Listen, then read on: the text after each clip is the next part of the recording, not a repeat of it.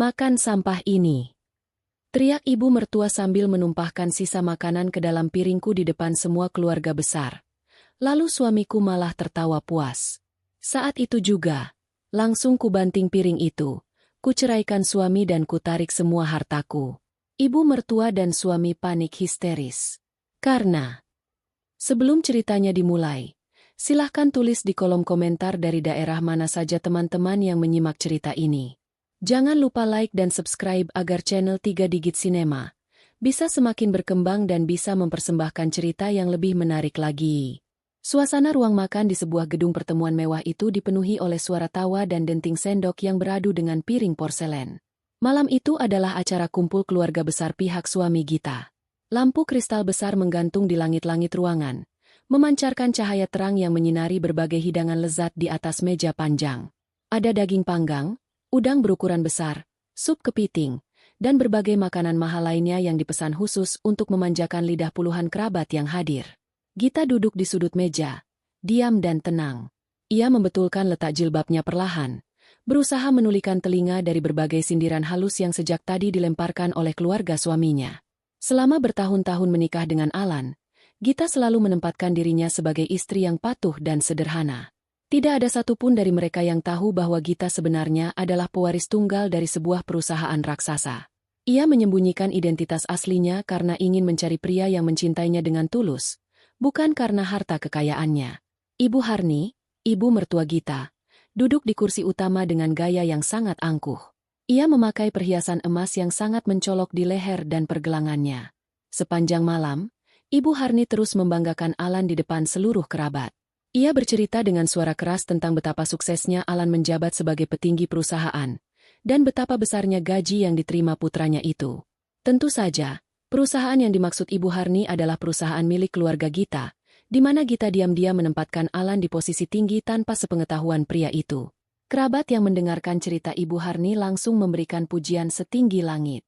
Mereka menyanjung Alan sebagai pemuda paling sukses di keluarga besar tersebut. Namun, pujian untuk Alan selalu diiringi dengan tatapan meremehkan ke arah Gita. Beberapa bibi dan sepupu Alan berbisik-bisik, mengatakan betapa beruntungnya Gita yang hanya wanita biasa bisa dinikahi oleh pria hebat seperti Alan. Gita mendengar semua bisikan itu, namun ia tetap diam dan menyantap makanannya dengan tenang. Ia sudah terbiasa dengan perlakuan tidak adil ini dan selalu mencoba bersabar demi menjaga keutuhan rumah tangganya. Puncak dari segala penghinaan itu terjadi ketika pelayan mengeluarkan hidangan penutup dan membersihkan sisa-sisa makanan utama. Di piring Ibu Harni, masih tersisa tumpukan tulang ayam, cangkang udang, dan genangan kuah sup yang sudah dingin dan kotor. Tanpa diduga oleh siapapun, Ibu Harni tiba-tiba bangkit dari kursinya. Ia mengangkat piring kotornya itu, berjalan angkuh mendekati kursi Gita, dan dengan sengaja memiringkan piring tersebut tepat di atas piring Gita. Sisa tulang, cangkang, dan kuah kotor itu tumpah ruah menodai nasi dan lauk yang baru saja hendak dimakan oleh Gita. Cipratan kuahnya bahkan mengenai ujung lengan baju Gita. Ruangan besar itu mendadak hening. Semua mata tertuju pada mereka berdua. Gita menatap piringnya yang kini penuh dengan kotoran sisa makanan, lalu mendongak menatap wajah ibu mertuanya. "Makan sampah ini," teriak Ibu Harni dengan suara melengking yang menggema di seluruh ruangan. "Itu porsi yang pantas untuk wanita miskin sepertimu. Kau harus sadar diri. Kau bisa makan enak malam ini hanya karena anakku yang berbaik hati membayari semuanya. Jangan pernah bermimpi kau setara dengan keluarga kami." Gita terdiam mematung. Dadanya bergemuruh hebat. Ia menoleh ke arah Alan yang duduk tidak jauh darinya, berharap suaminya itu akan berdiri membela dan melindunginya. Namun harapan itu hancur berkeping-keping. Alan justru menyandarkan punggungnya ke kursi, melipat kedua tangannya di dada, dan tertawa terbahak-bahak. Tawa Alan memancing kerabat lainnya untuk ikut tertawa. Mereka menertawakan Gita yang dipermalukan di depan umum. Tidak ada satupun rasa iba di wajah Alan. Mata pria itu menatap Gita dengan sorot merendahkan, seolah membenarkan semua ucapan kasar ibunya. Di detik itulah, dinding kesabaran yang dibangun Gita selama bertahun-tahun akhirnya runtuh tak bersisa. Segala ilusi tentang cinta tulus yang ia cari dari Alan lenyap tak berbekas. Ia sadar bahwa ia telah membuang-buang waktu dengan manusia-manusia tidak tahu diuntung ini. Gita bangkit berdiri dengan gerakan yang sangat tenang namun penuh ketegasan. Ia menatap wajah Ibu Harni dan Alan secara bergantian dengan tatapan tajam yang belum pernah ia tunjukkan sebelumnya. Tangannya meraih tepi piring porselen yang berisi sisa makanan kotor tersebut. Tanpa ragu sedikit pun, Gita mengangkat piring itu tinggi-tinggi dan membantingnya sekuat tenaga ke lantai. Suara pecahan piring terdengar sangat keras, mengalahkan suara tawa semua orang di ruangan itu. Serpihan porselen berhamburan ke segala arah. Kuah kotor menciprat ke sepatu mahal Ibu Harni, membuat wanita tua itu terlonjak kaget dan menjerit marah. "Cukup!" Suara Gita menggelegar, tegas dan menguasai seluruh ruangan. "Mulai detik ini, aku menceraikanmu, Alan. Aku sudah muak dengan segala kesombongan palsu kalian. Kalian semua akan menyesali perbuatan ini seumur hidup kalian." Alan berdiri dengan wajah merah padam karena marah. "Beraninya kau berteriak padaku? Kau pikir kau siapa? Kau mau cerai? Silakan. Kau akan keluar dari rumahku malam ini juga tanpa membawa uang sepeser pun. Kau akan kembali menjadi gembel seperti dulu." Gita hanya tersenyum dingin. Senyum yang membuat Alan tiba-tiba merasa merinding tanpa alasan yang jelas. Alih-alih membalas makian suaminya, Gita mengeluarkan telepon genggam dari tas tangannya. Ia menekan nomor asisten pribadinya yang selalu siaga selama 24 jam. Panggilan itu langsung tersambung pada dering pertama. Gita sengaja mengeraskan suara teleponnya agar semua orang bisa mendengar. "Blokir semua akses keuangan Alan sekarang juga," perintah Gita dengan nada datar namun mematikan. "Tutup semua kartu pembayaran atas namanya. Bekukan rekeningnya. Cabut hak guna rumah yang dia tempati. Dan segera tarik semua kendaraan bermotor miliknya malam ini juga." Keluarga besar Alan terdiam sejenak mendengar perintah tersebut. Sebelum akhirnya mereka meledak dalam tawa yang lebih keras dari sebelumnya. Ibu Harni tertawa sambil memegangi perutnya. Alan menggelengkan kepalanya dengan tatapan mengejek. Mereka semua mengira Gita sudah kehilangan akal sehat karena terlalu tertekan. "Kau mengancamku? Dengan apa? Kau bahkan tidak bekerja," ejek Alan sambil melangkah maju. "Simpan saja sandiwaramu itu. Keluar dari sini sekarang juga sebelum aku memanggil penjaga keamanan untuk menyeretmu." Gita tidak mengucapkan sepatah kata pun lagi. Ia memutar tubuhnya, merapikan jilbabnya sekali lagi, dan berjalan keluar dari ruang makan mewah itu dengan langkah tegap dan anggun. Ia meninggalkan keluarga yang masih menertawakannya tanpa rasa beban sedikit pun. Udara malam yang sejuk menyambutnya saat ia keluar dari gedung pertemuan. Sebuah kendaraan mewah berwarna hitam legam segera merapat di lobi, dikemudikan oleh sopir pribadinya yang sudah lama menunggunya dalam diam. Gita masuk ke dalam kendaraan itu dan memerintahkan sopir untuk melaju. Di dalam ruang makan yang ia tinggalkan, Alan masih tertawa bersama kerabatnya. Ia memanggil pelayan untuk segera membersihkan pecahan piring di lantai. Alan merasa menang, merasa berhasil menyingkirkan istri yang menurutnya tidak berguna. Namun, tawa Alan tidak berlangsung lama. Beberapa menit kemudian, seorang pelayan pria datang menghampiri meja kasir di sudut ruangan. Pelayan itu membawa mesin pembayaran dan tagihan makan malam yang jumlahnya sangat fantastis. Alan dengan gaya sombong mengeluarkan sebuah kartu dari dompet tebalnya dan menyerahkannya kepada pelayan tersebut. Pelayan memasukkan kartu itu ke dalam mesin. Layar mesin menampilkan tulisan merah yang berkedip. Kartu ditolak dengan keterangan diblokir paksa oleh pihak bank. Malam kehancuran Alan dan keluarganya baru saja dimulai. Suasana di dalam ruang makan mewah itu masih terasa hangat dan penuh dengan obrolan ringan kerabat keluarga Alan. Mereka terus membicarakan kejadian tadi, memuji ketegasan Alan yang berani mengusir Gita, dan menyanjung Ibu Harni yang dianggap telah menyelamatkan wibawa keluarga dari menantu yang tidak tahu diuntung. Piring-piring hidangan penutup telah dibersihkan oleh para petugas kebersihan gedung. Kini tiba saatnya bagi Alan untuk menunjukkan kemampuannya sebagai tuan rumah yang kaya raya. Manajer gedung pertemuan, seorang pria parubaya dengan setelan jas rapi, berjalan mendekati meja utama tempat Alan dan Ibu Harni duduk. Manajer itu membawa sebuah buku tagihan kecil bersampul kulit buatan. Ia tersenyum sopan dan meletakkan buku tagihan itu di hadapan Alan. "Terima kasih telah mengadakan acara keluarga di tempat kami, Tuan Alan.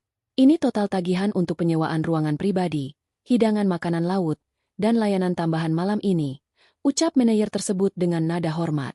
Alan mengambil buku tagihan itu dengan gaya santai. Ia melirik sekilas angka yang tertera di kertas tagihan.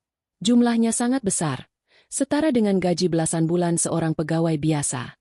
Namun bagi Alan, angka itu bukanlah masalah karena selama ini kartu pembayarannya selalu disetujui tanpa hambatan.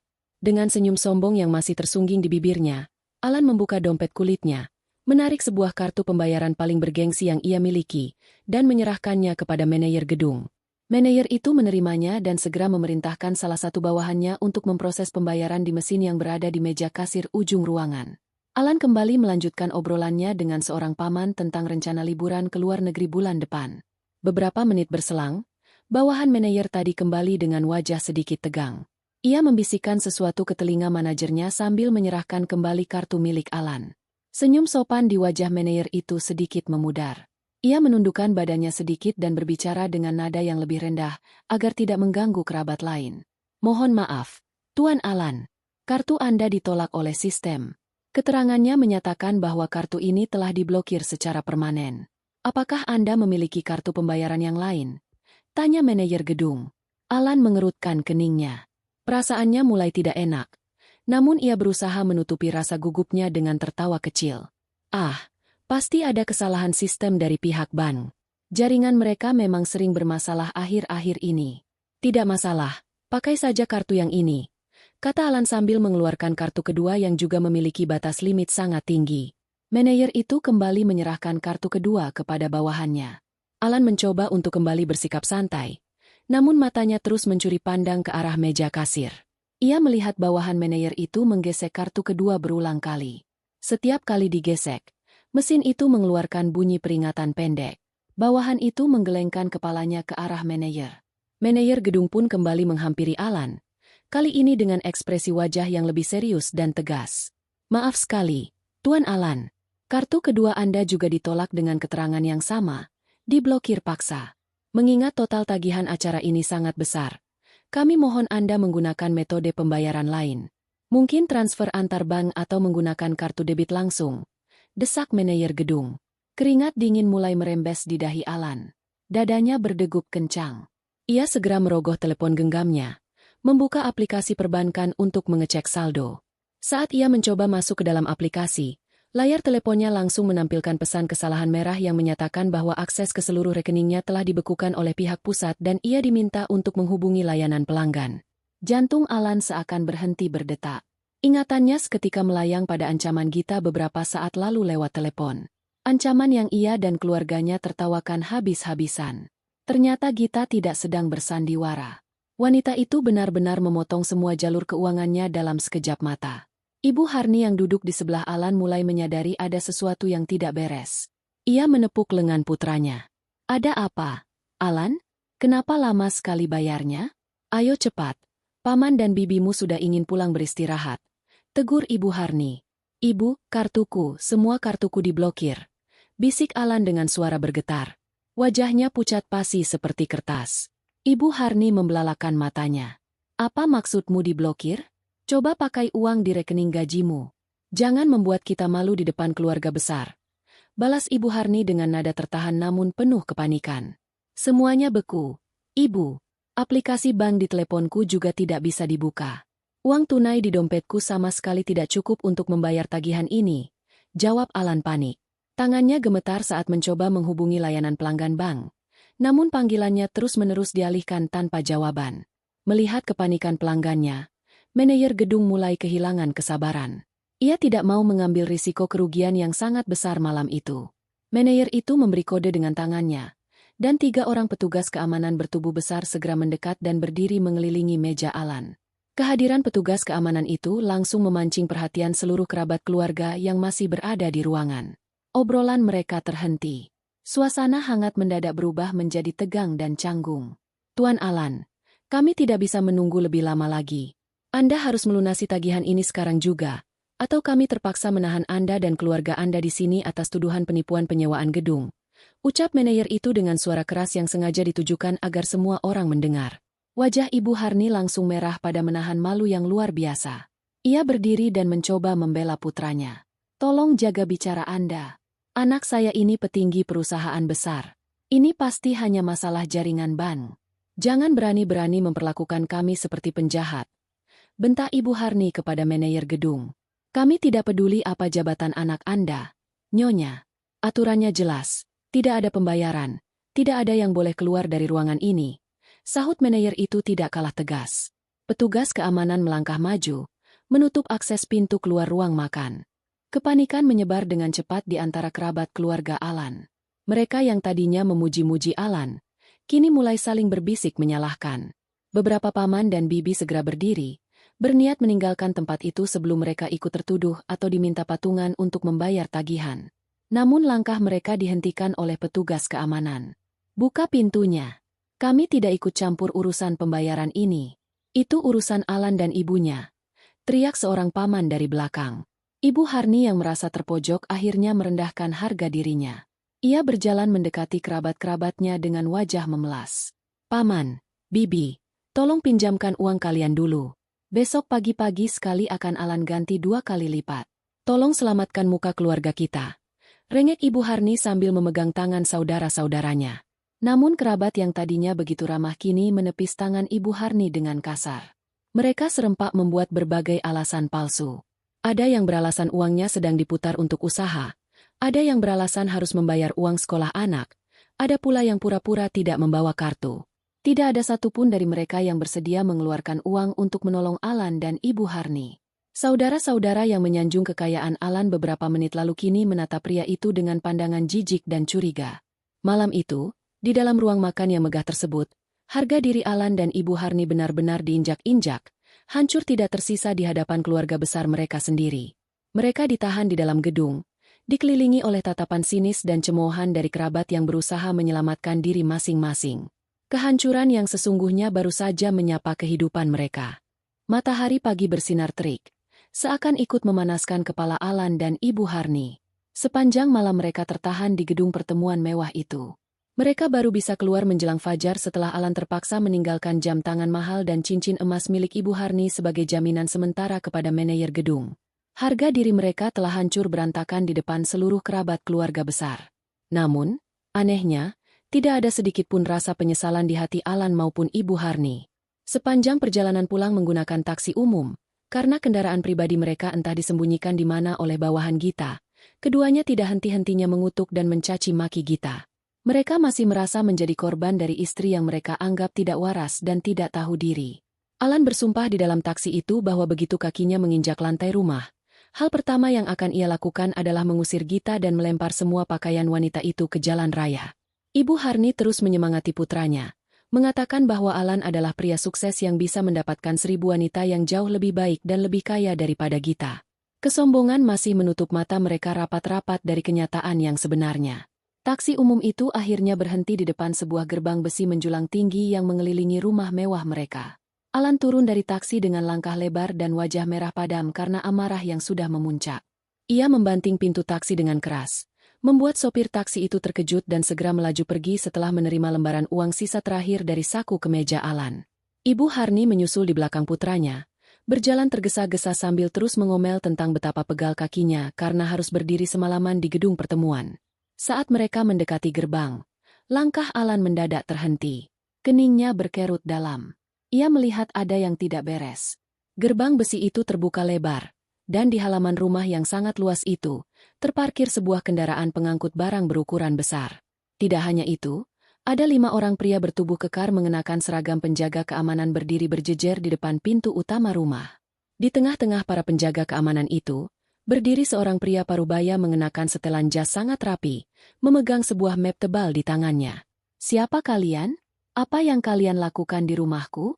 Pergi dari sini sekarang juga," bentak Alan sambil melangkah masuk ke halaman rumahnya. Suaranya menggema keras, mencoba menunjukkan kekuasaan di tempat yang ia yakini sebagai wilayah kekuasaannya. Ibu Harni ikut berteriak dari belakang tubuh Alan. "Ini pasti ulah menantu kurang ajar itu. Beraninya dia membawa orang asing masuk ke rumah anakku. Penjaga, usir mereka semua keluar," teriak Ibu Harni mencari-cari penjaga rumah yang biasanya selalu berjaga di pos depan. Namun pos itu tampak kosong melompong. Pria berjas rapi itu tidak terlihat terkejut atau takut sama sekali menghadapi kemarahan Alan dan Ibu Harni. Ia membetulkan letak kacamatanya dengan tenang, melangkah maju 1 langkah, lalu tersenyum dingin. Pria itu adalah kuasa hukum kepercayaan keluarga Gita yang sudah disiapkan untuk mengurus semua masalah hukum terkait perpisahan ini. "Selamat pagi, Tuan Alan dan Nyonya Harni.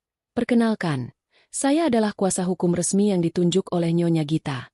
Saya berada di sini untuk melaksanakan perintah dari klien saya terkait pengosongan properti. Ucap pria itu dengan nada suara datar namun penuh ketegasan yang tidak bisa dibantah. Alan tertawa sinis mendengar ucapan kuasa hukum tersebut. Ia merasa ini adalah lelucon paling bodoh yang pernah ia dengar. Pengosongan properti? Kau pikir kau sedang bicara dengan siapa? Ini rumahku. Aku yang membelinya dengan hasil keringatku sendiri. Istriku itu hanya wanita pengangguran yang menumpang hidup padaku. Berani-beraninya kalian datang ke sini dan bicara soal pengosongan. Sergah Alan sambil menunjuk-nunjuk wajah kuasa hukum tersebut. Ibu Harni mengangguk setuju dengan penuh percaya diri. Benar. Anak saya ini petinggi perusahaan ternama. Dia punya banyak uang. Kalau kalian tidak segera pergi dari rumah ini, saya akan panggil pihak berwajib untuk menangkap kalian atas tuduhan percobaan perampokan di siang bolong. Ancam Ibu Harni sambil berkacak pinggang. Kuasa hukum itu hanya menggelengkan kepalanya pelan. Merasa iba melihat tingkat kebodohan dua orang di hadapannya. Ia membuka map tebal yang sejak tadi ia pegang. Ia menarik beberapa lembar dokumen resmi yang memiliki stempel sah dari negara dan menyerahkannya tepat di depan wajah Alan. Saya sarankan Anda membaca dokumen-dokumen ini dengan sangat teliti sebelum Anda mempermalukan diri Anda sendiri lebih jauh, Tuan Alan. Sesuai dengan akta kepemilikan tanah, sertifikat bangunan, dan seluruh surat tanda nomor kendaraan yang terparkir di garasi rumah ini, semuanya terdaftar atas nama Nyonya Gita. Tidak ada satupun barang di dalam batas pagar ini yang merupakan milik Anda. Jelas sang kuasa hukum dengan suara yang sengaja dikeraskan. Mata Alan membelalak saat ia menyambar dokumen-dokumen itu dengan kasar. Tangannya mulai gemetar saat matanya menyapu barisan kalimat resmi yang tertera di atas kertas mengilap tersebut. Nama Gita tertulis dengan sangat jelas sebagai pemilik sah tunggal atas tanah dan bangunan mewah seluas ribuan meter persegi itu. Alan membalik halaman berikutnya, melihat salinan surat kendaraan untuk 3 buah mobil mewah yang selama ini selalu ia pamerkan kepada teman-temannya. Semuanya, tanpa terkecuali, atas nama istrinya. Alan mundur selangkah. Napasnya terasa sesak seolah ada batu besar yang tiba-tiba menghantam dadanya. Kenyataan pahit mulai merayap naik ke otaknya. Selama bertahun-tahun, ia selalu percaya bahwa gajinya sebagai petinggi perusahaan sangatlah besar dan cukup untuk membeli semua kemewahan ini. Ia tidak pernah mempertanyakan dari mana asal-usul kelancaran pembelian properti bernilai puluhan miliar ini, karena Gita selalu mengurus segalanya dalam diam. Ini pasti palsu. Kalian memalsukan dokumen ini. Aku yang membayar cicilannya setiap bulan. Teriak Alan dengan suara bergetar, mencoba menyangkal kebenaran yang kini menampar wajahnya dengan sangat keras. Klien saya, Nyonya Gita, selalu membayarkan seluruh pembelian ini secara tunai bertahun-tahun yang lalu. Uang yang Anda sebut sebagai cicilan setiap bulan itu bahkan tidak pernah cukup untuk membayar biaya perawatan taman rumah ini selama sebulan. Selama ini, Nyonya Gita membiarkan Anda hidup dalam hayalan Anda sendiri karena beliau menghargai Anda sebagai suami. Namun, karena Anda dan keluarga Anda telah melewati batas kesabaran beliau, maka semua keistimewaan itu dicabut hari ini juga. Balas kuasa hukum itu mematahkan segala argumen Alan tanpa ampun. Ibu Harni merebut dokumen itu dari tangan Alan. Ia tidak bisa membaca tulisan hukum yang rumit. Namun ia bisa melihat nama Gita tercetak tebal di mana-mana. Kakinya tiba-tiba terasa lemas.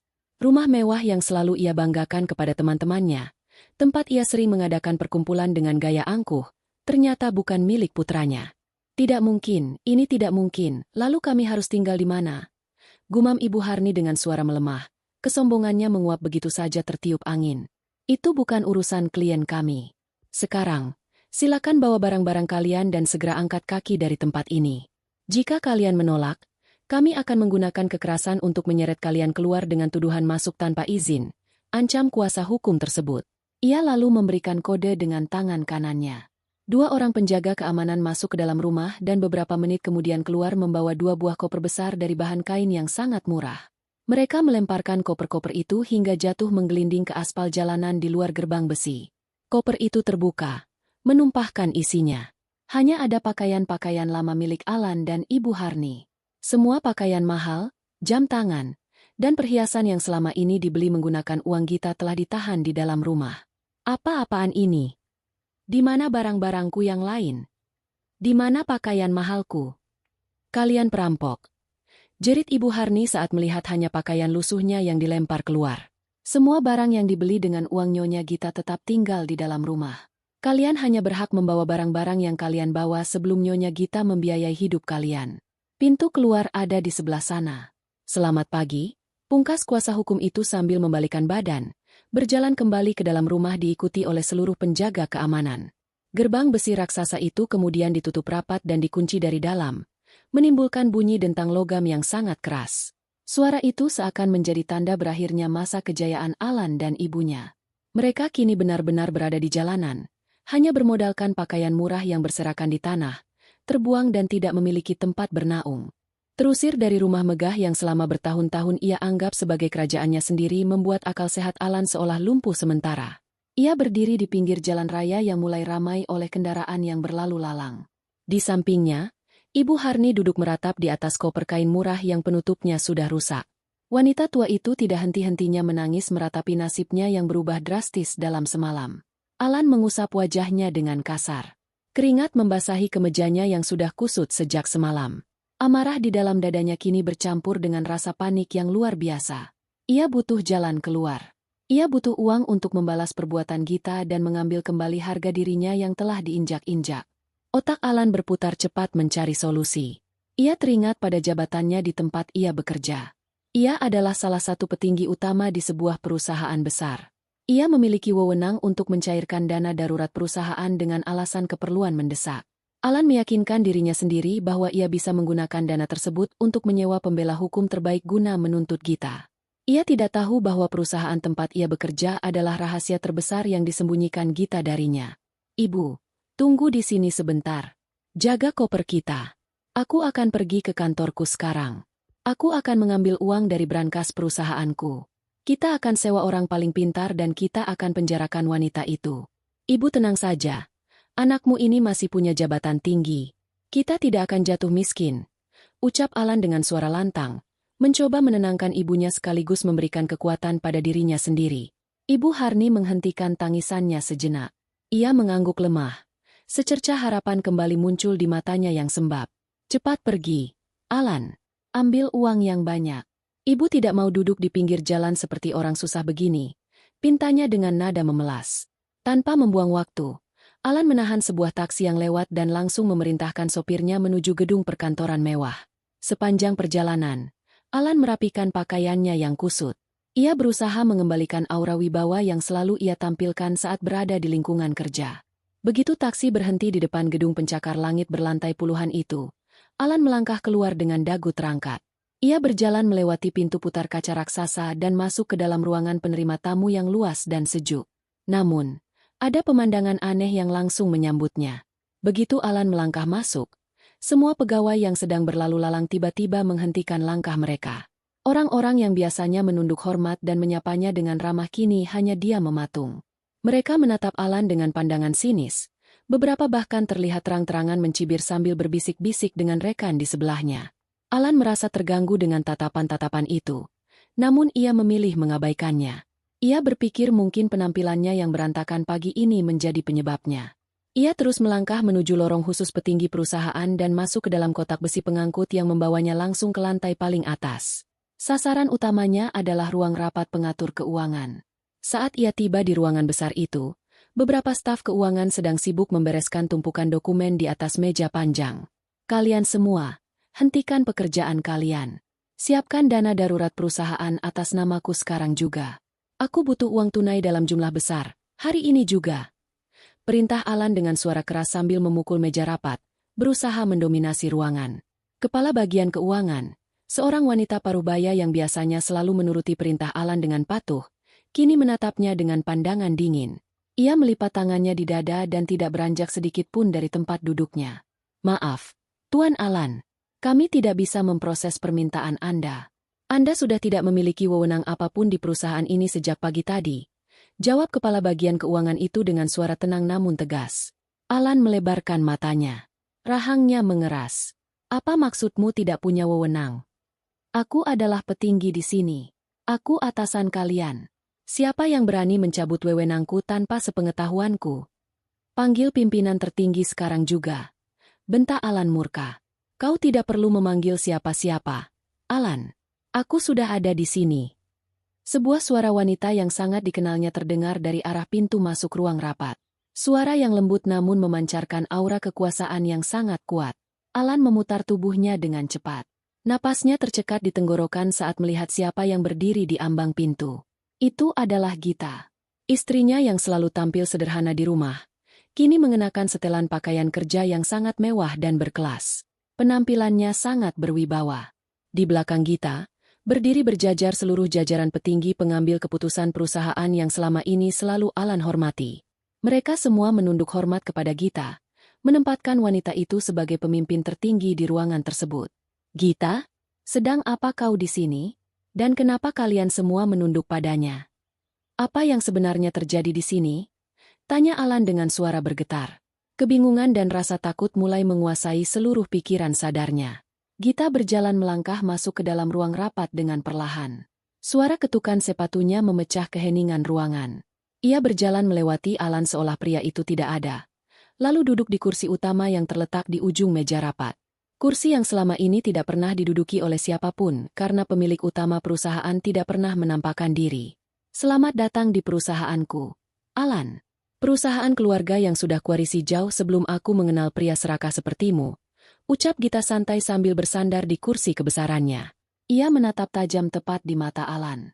Selama ini, aku yang menempatkanmu di posisi tinggi itu. Aku yang mengatur agar kau terlihat sukses. Aku menutup mata melihat ketidakmampuanmu memimpin, hanya karena aku ingin kau merasa bangga sebagai kepala rumah tangga. Lutut Alan terasa lemas mendengarnya. Perusahaanku? Pewaris? Otak Alan menolak memproses informasi ini. Ia menggelengkan kepalanya berulang kali. Tidak, ini bohong. Kau pembohong. Kau hanya wanita biasa. Teriaknya putus asa. Gita tidak menghiraukan teriakan suaminya. Ia memberikan isyarat kepada salah satu pembantunya. Pembantu itu segera menghidupkan layar besar di dinding ruang rapat. Layar itu menampilkan deretan angka, bukti pengiriman uang, dan laporan keuangan rahasia.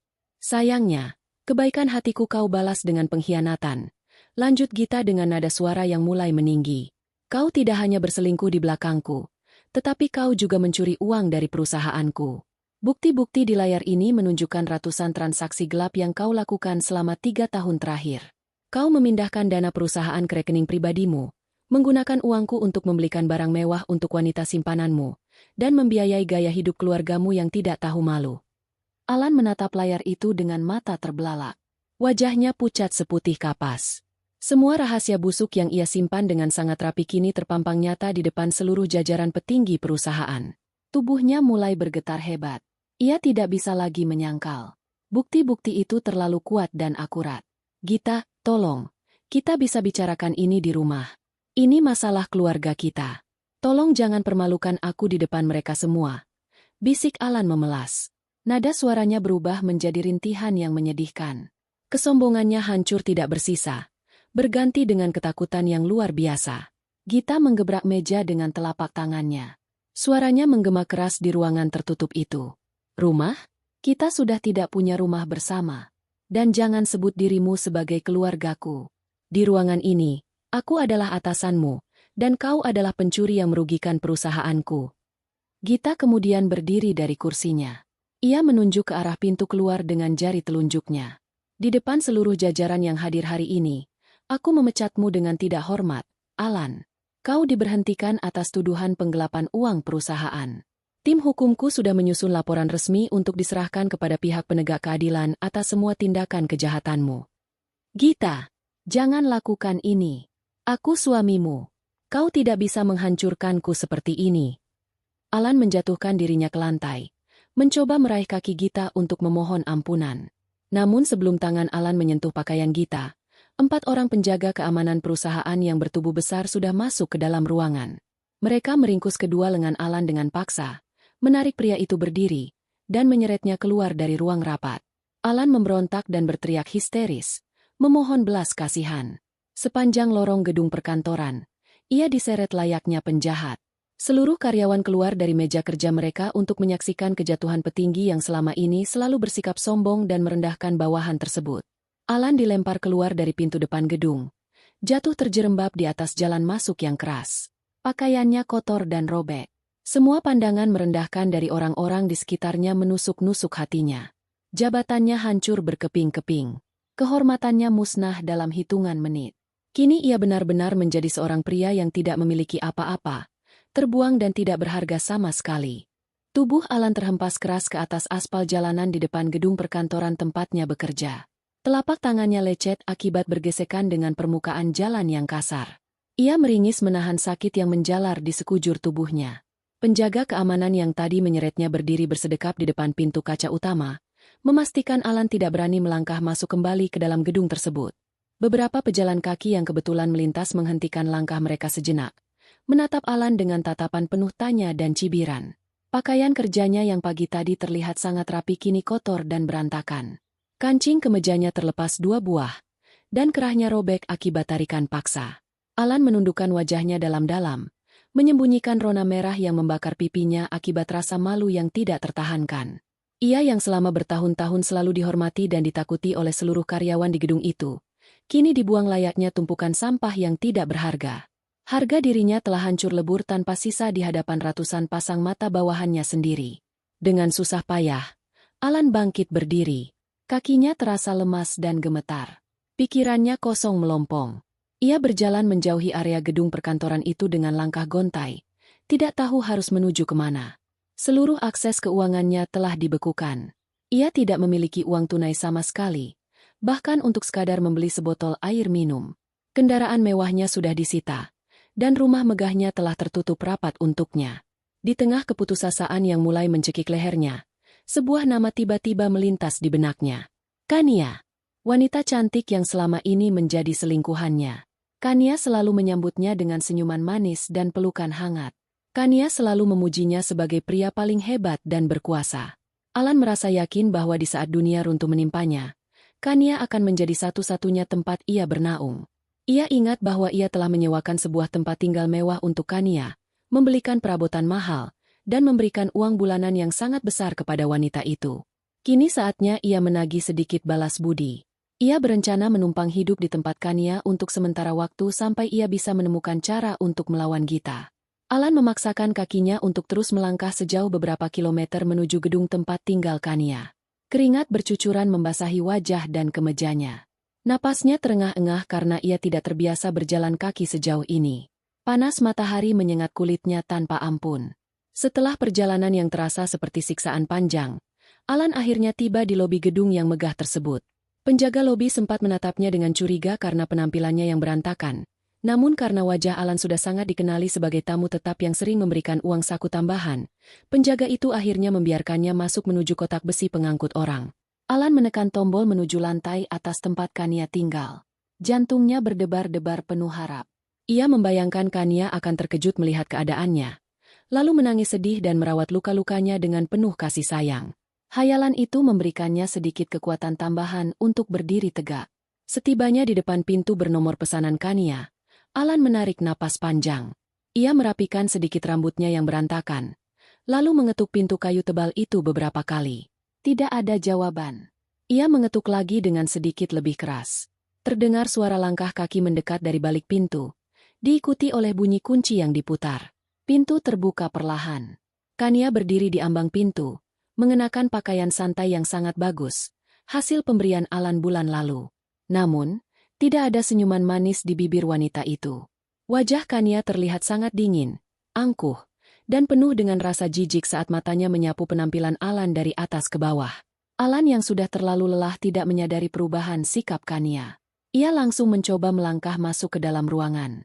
Kania, syukurlah kau ada di rumah. Aku mengalami hari yang sangat buruk. Tolong biarkan aku masuk. Aku butuh istirahat dan minum, ucap Alan dengan suara parau sambil mendorong pelan bahu Kania. Namun Kania dengan cepat menepis tangan Alan dengan kasar. Wanita itu melangkah maju, menghalangi pintu masuk dengan tubuhnya. Berhenti di situ. Jangan berani-berani menginjakkan kakimu yang kotor itu ke dalam tempat tinggalku. Siapa yang mengizinkanmu masuk? Bentak Kania dengan nada suara yang tajam dan menusuk. Alan tertegun. Ia memundurkan langkahnya, menatap wajah Kania dengan penuh kebingungan. Kania? Ini aku. Alan, ada apa denganmu? Kenapa kau bicara seperti itu? Aku ini priamu. Aku yang membayar sewa tempat ini. Aku kehilangan segalanya hari ini. Kania, Gita merampas semua hartaku. Aku diusir dari rumah dan dipecat dari pekerjaanku. Aku tidak punya siapa-siapa lagi selain dirimu saat ini. Jelas Alan dengan nada memelas, berharap wanita di hadapannya itu menunjukkan rasa simpati.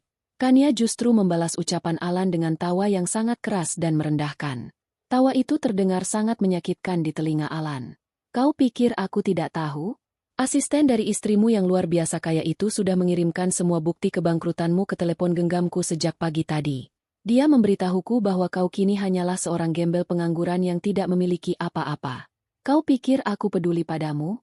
Kau sungguh pria yang sangat bodoh, Alan.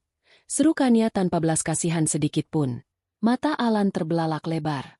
Jantungnya seakan ditikam oleh ribuan jarum. Ia menggelengkan kepalanya, menolak mempercayai apa yang baru saja didengarnya. Tidak, Kania. Kau mencintaiku. Kau selalu bilang kau mencintaiku dan ingin hidup bersamaku. Kita bisa memulai semuanya dari awal. Aku punya otak yang cerdas. Aku bisa mencari pekerjaan baru dan membuat kita kaya lagi. Tolong, beri aku kesempatan menumpang di sini sementara waktu. Mohon Alan sambil menyatukan kedua telapak tangannya di depan dada. Memulai dari awal? Jangan bermimpi di siang bolong. Teriak Kania penuh amarah. Aku bersamamu selama ini semata-mata karena uangmu, karena kedudukanmu, dan karena hadiah-hadiah mahal yang selalu kau berikan padaku. Untuk apa aku membuang masa mudaku demi pria yang sudah hancur lebur sepertimu? Bagiku, kau sekarang hanyalah beban penyakitan yang tidak ada gunanya sama sekali. Hubungan kita berakhir detik ini juga. Pergi dari hadapanku sebelum aku memanggil penjaga keamanan untuk menyeretmu seperti anjing liar. Alan merasa dunianya benar-benar gelap gulita. Harapan terakhir yang ia genggam erat-erat baru saja dihancurkan menjadi debu. Wanita yang demi dirinya ia rela menghancurkan hati istrinya sendiri ternyata hanyalah seekor lintah yang hanya mengisap hartanya. Sebelum Alan sempat mengucapkan kalimat pembelaan, Kania berbalik badan masuk ke dalam ruangan selama beberapa detik. Saat wanita itu kembali ke ambang pintu, ia membawa sebuah kantong plastik berukuran besar. Kania melemparkan kantong plastik itu ke arah dada Alan dengan keras. Isi kantong itu tumpah berserakan di lantai lorong. Itu adalah beberapa potong pakaian ganti, sikat gigi, dan alat cukur milik Alan yang memang sengaja ditinggalkan di sana. Bawa semua sampahmu ini dan enyah dari pandanganku, usir Kania dengan kasar. Alan menunduk menatap barang-barangnya yang berserakan. Ia merasa sangat hina dan direndahkan. Ia membungkukkan badannya dengan susah payah untuk memungut pakaiannya. Saat lengannya terulur, lengan kemejanya sedikit tersingkap, memperlihatkan sebuah jam tangan mewah yang melingkar di pergelangan tangan kirinya. Itu adalah satu-satunya barang berharga yang luput dari penyitaan. Mata Kania langsung berbinar tajam melihat kilauan logam mulia dari jam tangan tersebut. Dengan gerakan yang sangat cepat dan kasar, Kania menarik pergelangan tangan Alan dan melepaskan jam tangan mahal itu secara paksa. Hei! Apa yang kau lakukan? Kembalikan jam tanganku. Itu satu-satunya milikku yang tersisa. Jerit Alan panik sambil berusaha merebut kembali barang berharganya. Kania mendorong dada Alan sekuat tenaga hingga pria itu jatuh terduduk di atas lantai lorong. Ini adalah bayaran atas waktu dan masa mudaku yang sudah terbuang percuma bersamamu selama setahun terakhir. Anggap saja ini biaya perpisahan kita. Sekarang pergi dari sini, dasar laki-laki tidak berguna. Teriak Kania menutup percakapan mereka. Tanpa menunggu balasan dari Alan, Kania membanting pintu tempat tinggalnya dengan sangat keras. Suara bantingan pintu itu menggema di sepanjang lorong, menandai tertutupnya seluruh akses kehidupan mewah yang selama ini Alan nikmati. Terdengar bunyi kunci diputar dari dalam sebanyak 2 kali. Alan duduk terdiam di atas lantai yang dingin.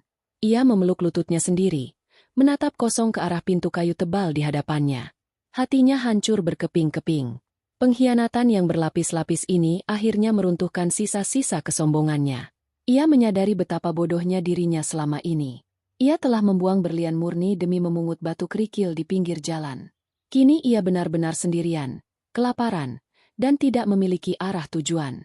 Masa depan yang gelap dan penuh dengan penderitaan sudah menantinya di depan mata. Langit sore mulai berubah warna menjadi abu-abu pekat, menandakan badai besar akan segera turun menyelimuti kota. Alan berjalan tertatih-tatih menyusuri trotoar jalan yang mulai sepi.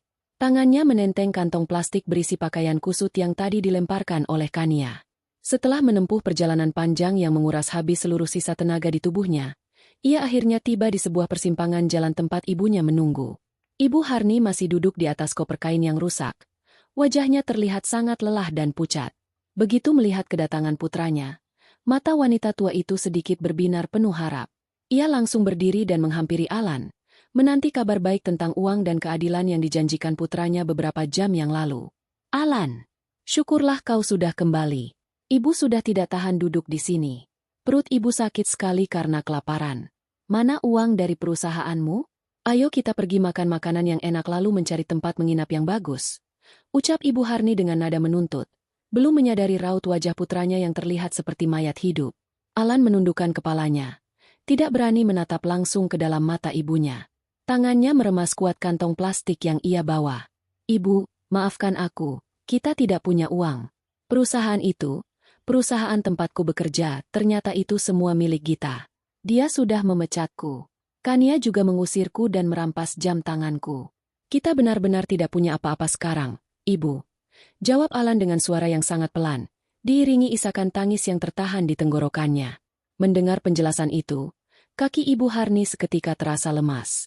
Ia jatuh terduduk kembali di atas kopernya. Mulutnya terbuka lebar namun tidak ada suara yang keluar. Kenyataan ini terlalu mengerikan untuk diterima oleh akal sehatnya.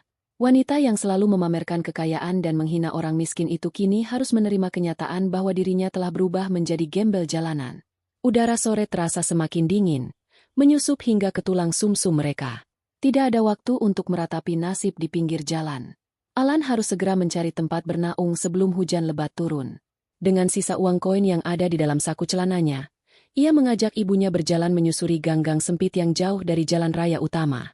Setelah bertanya kepada beberapa orang, mereka akhirnya menemukan sebuah tempat penyewaan tempat tinggal kelas bawah yang mau menerima sisa uang koin mereka untuk pembayaran malam itu. Mereka diantar oleh pemilik tempat menuju sebuah kamar pondokan sempit yang pengap. Kamar itu terletak di ujung lorong yang gelap dan berbau tidak sedap. Saat pintu kayu tipis itu didorong terbuka, udara panas langsung menerpa wajah mereka. Ruangan itu sangat kecil, hanya muat untuk meletakkan selembar tikar tipis. Tidak ada jendela untuk pertukaran udara. Lantainya kotor dan lengket. Dindingnya dipenuhi oleh noda-noda hitam yang tidak jelas asalnya. Suasana di dalam ruangan itu benar-benar mencekik napas. Ibu Harni menutup hidungnya dengan ujung jilbabnya, menatap sekeliling ruangan dengan perasaan jijik yang sangat luar biasa. Alan, tempat apa ini? Ibu tidak mau tidur di tempat menjijikan seperti ini. Ini bukan tempat untuk manusia. Lantainya kotor sekali. Cepat cari tempat lain. Protes Ibu Harni sambil menangis memukul-mukul lengan putranya. Kesombongannya masih tersisa sedikit meskipun perutnya melilit menahan lapar. Ibu, tolong mengerti keadaan kita. Ini satu-satunya tempat yang bisa kita bayar malam ini. Di luar sana hujan akan segera turun. Kalau kita keluar, kita akan kedinginan dan kelaparan di pinggir jalan. Bertahanlah untuk malam ini saja, Ibu. Besok kita pikirkan jalan keluarnya. Bentak Alan yang sudah kehabisan kesabaran menghadapi keluhan ibunya. Rasa lapar dan tekanan jiwa membuat amarahnya mudah meledak. Ibu Harni akhirnya terdiam. Ia duduk melipat kaki di sudut ruangan yang pengap itu sambil terus meneteskan air mata. Perutnya terus berbunyi nyaring. Alan merebahkan tubuhnya di atas lantai yang keras, menatap langit-langit ruangan yang penuh sarang laba-laba. Perutnya juga terasa perih melilit. Rasa lapar yang luar biasa mulai menggerogoti kewarasan mereka. Seiring berjalannya waktu, malam pun tiba. Hujan deras akhirnya turun mengguyur dengan sangat lebat. Suara rintik hujan menghantam atap tipis kamar pondokan itu dengan bising, sementara air mulai merembes masuk dari celah-celah atap, membasahi sebagian lantai tempat mereka duduk. Kedinginan, kelaparan, dan keputusasaan akhirnya menghancurkan sisa-sisa harga diri mereka berdua. Mereka saling bertatapan di dalam kegelapan ruangan yang pengap itu, menyadari satu kebenaran yang pahit. Tidak ada jalan keluar lain selain membuang seluruh gengsi mereka dan mengemis pengampunan kepada Gita. Alan, ayo kita temui Gita. Ibu mohon padanya. Ibu akan bersujud di kakinya kalau perlu. Asalkan kita bisa makan dan tidur di atas kasur yang empuk lagi. Ibu tidak sanggup hidup seperti ini, Alan. Rintih Ibu Harni dengan suara bergetar menahan dingin. Alan mengangguk setuju. Ia menyeka air mata di pipinya. Ya, Ibu. Kita pergi sekarang. Gita pasti masih punya sedikit rasa kasihan pada kita. Bagaimanapun juga, aku ini suaminya. Dia pasti tidak tega melihat kita mati kedinginan di jalan. Keduanya bangkit berdiri dan nekat menerobos hujan deras malam itu. Mereka tidak peduli lagi dengan pakaian mereka yang basah kuyup dan kotor terkena cipratan lumpur jalanan. Mereka berjalan terseok-seok sejauh beberapa kilometer menuju kawasan perumahan mewah tempat Gita tinggal. Udara malam yang dingin menusuk tulang membuat gigi mereka gemeretak. Setelah perjalanan panjang yang menyiksa fisik dan mental, mereka akhirnya tiba di depan gerbang besi menjulang tinggi yang mengelilingi rumah megah tersebut. Alan langsung mencengkeram jeruji besi gerbang dan menggedornya dengan sekuat tenaga. Ibu Harni jatuh bersimpuh di atas tanah beraspal yang basah, menangis terseduh-seduh di tengah guyuran hujan yang semakin lebat. "Gita, buka pintunya. Gita, ini aku, Alan, suamimu. Tolong izinkan kami masuk," teriak Alan melawan suara gemuruh hujan. "Aku salah, Gita. Aku mengaku salah. Aku menyesal telah mengkhianatimu. Tolong terima aku kembali. Aku berjanji akan menjadi suami yang baik." Ibu Harni ikut berteriak dari bawah. "Gita, menantuku yang baik. Ibu mohon maafkan segala perkataan kasar ibu. Ibu sadar ibu salah. Kami kelaparan. Gita, kami kedinginan. Tolong buka pintunya, biarkan kami masuk." Ratap wanita tua itu tanpa henti, membuang seluruh sisa kesombongan yang pernah ia miliki. Mereka terus berteriak dan memohon selama hampir setengah jam. Suara mereka mulai serak dan tenaga mereka nyaris habis. Tiba-tiba, terdengar suara mesin penggerak menyala. Gerbang besi raksasa itu perlahan bergeser terbuka. Alan dan Ibu Harni terdiam. Mata mereka membesar penuh harapan. Mereka mengira tangisan dan permohonan mereka telah meluluhkan hati Gita. Namun, harapan itu kembali dihancurkan dalam sekejap mata. Bukan Gita yang berjalan keluar menemui mereka, melainkan pria berjas rapi yang merupakan kuasa hukum Gita. Pria itu berdiri dengan tenang di bawah naungan payung hitam berukuran besar, menatap tajam ke arah Alan dan Ibu Harni yang menggigil kedinginan di atas tanah basah. "Nyonya Gita tidak sudi melihat wajah kalian, apalagi mendengar suara kalian yang penuh kebohongan," ucap kuasa hukum itu dengan suara yang sangat dingin dan datar, memotong harapan mereka tanpa ampun. "Tolong sampaikan padanya. Kami sungguh-sungguh menyesal. Kami rela bekerja menjadi pembantu di rumah ini asalkan kami diberi makan dan tempat berteduh." Mohon Alan memelas. Air matanya bercampur dengan air hujan yang mengalir di wajahnya. Kuasa hukum itu hanya tersenyum tipis, senyuman yang merendahkan. Ia mengeluarkan sebuah map tebal dari balik jasnya. Map itu terbungkus lapisan pelindung agar tidak basah terkena air hujan. Dengan satu gerakan cepat, pria itu melemparkan map tebal tersebut tepat ke arah dada Alan. Map itu jatuh terhempas ke atas tanah yang basah. "Klien saya tidak membutuhkan pembantu pembohong dan pencuri di rumahnya. Di dalam map itu terdapat surat panggilan pengadilan untuk sidang perpisahan kalian. Selain itu, terdapat pula rincian gugatan ganti rugi bernilai miliaran rupiah atas seluruh dana perusahaan yang telah Anda curi selama Anda menjabat. Tim pemeriksa keuangan kami telah menemukan setiap bukti transaksi tersembunyi yang Anda lakukan." Jelas kuasa hukum tersebut dengan sangat tegas. Alan membeku. Angka miliaran rupiah berdengung di telinganya. Jangankan miliaran rupiah, untuk membeli sebungkus nasi saja ia sudah tidak mampu. "Ini gila, aku tidak punya uang sebanyak itu. Aku akan membusuk di dalam penjara," jerit Alan putus asa sambil memegangi kepalanya yang terasa mau pecah. "Itu adalah akibat dari perbuatan Anda sendiri. Berhentilah mengganggu ketenangan klien saya, atau saya akan memanggil pihak berwajib malam ini juga atas tuduhan mengganggu ketertiban umum. Selamat menikmati kehidupan baru Anda yang sesungguhnya," pungkas kuasa hukum itu. Pria itu kemudian memutar badannya dan berjalan kembali masuk ke dalam halaman rumah. Penjaga keamanan segera menekan tombol penggerak. Gerbang besi itu perlahan menutup kembali, memutuskan pandangan Alan dan Ibu Harni dari kemewahan yang dulu pernah mereka nikmati. Bunyi dentang logam saat gerbang terkunci rapat seolah menjadi palu godam yang menghancurkan masa depan mereka berkeping-keping. Di tengah badai hujan yang semakin mengamuk, Alan dan Ibu Harni hanya bisa berpelukan di atas tanah beraspal. Mereka menangis meraung-raung, meratapi kebodohan, kesombongan, dan kekejaman lidah mereka sendiri yang kini berbalik menghancurkan hidup mereka tanpa ampun. Hari demi hari berlalu dengan sangat lambat dan menyiksa bagi Alan dan Ibu Harni. Uang koin terakhir mereka sudah habis untuk membayar sewa tempat tinggal malam itu. Keesokan harinya, mereka diusir tanpa ampun oleh pemilik tempat karena tidak bisa membayar biaya sewa lanjutan. Kini, mereka benar-benar hidup luntang-lantung di jalanan tanpa arah tujuan yang jelas. Alan setiap hari berjalan kaki berkilo-kilometer mencoba melamar pekerjaan ke berbagai perusahaan besar. Namun nama buruknya sudah tersebar luas di kalangan pebisnis. Tidak ada satupun perusahaan yang mau menerima seorang mantan petinggi yang dipecat karena kasus pencurian uang dalam jumlah yang sangat besar. Karena putus asa dan lelah, Alan akhirnya hanya berdiam diri di sebuah bangku taman umum, merenungi nasibnya yang hancur berkeping-keping. Sementara itu, rasa lapar yang terus menyiksa perut membuat Ibu Harni terpaksa membuang jauh-jauh sisa harga dirinya. Wanita tua yang seumur hidupnya hanya tahu cara memerintah dan menghamburkan uang itu kini harus turun ke jalan mencari pekerjaan kasar demi mendapatkan sesuap nasi. Setelah ditolak berkali-kali di berbagai tempat karena usianya yang sudah tua, Ibu Harni akhirnya diterima bekerja di sebuah rumah makan pinggir jalan yang sangat sibuk. Pemilik rumah makan itu, seorang wanita bertubuh besar dengan wajah galak, bersedia mempekerjakan Ibu Harni sebagai pencuci piring di bagian dapur belakang dengan upah harian yang sangat murah. Ibu Harni yang tidak punya pilihan lain terpaksa menyetujui tawaran tersebut. Ia segera dibawa ke area belakang yang sempit, bau, dan lembab. Di hadapannya terdapat tumpukan piring, mangkuk, dan gelas kotor yang menggunung tinggi. Bau sisa makanan yang sudah basi menyengat hidungnya, membuat perutnya mual dan kepalanya pusing. Namun, demi mendapatkan makanan untuk menyambung hidup, Ibu Harni mulai mengambil sikat pembersih dan mencuci piring-piring tersebut satu persatu. Pekerjaan itu ternyata jauh lebih berat dari yang ia bayangkan sebelumnya.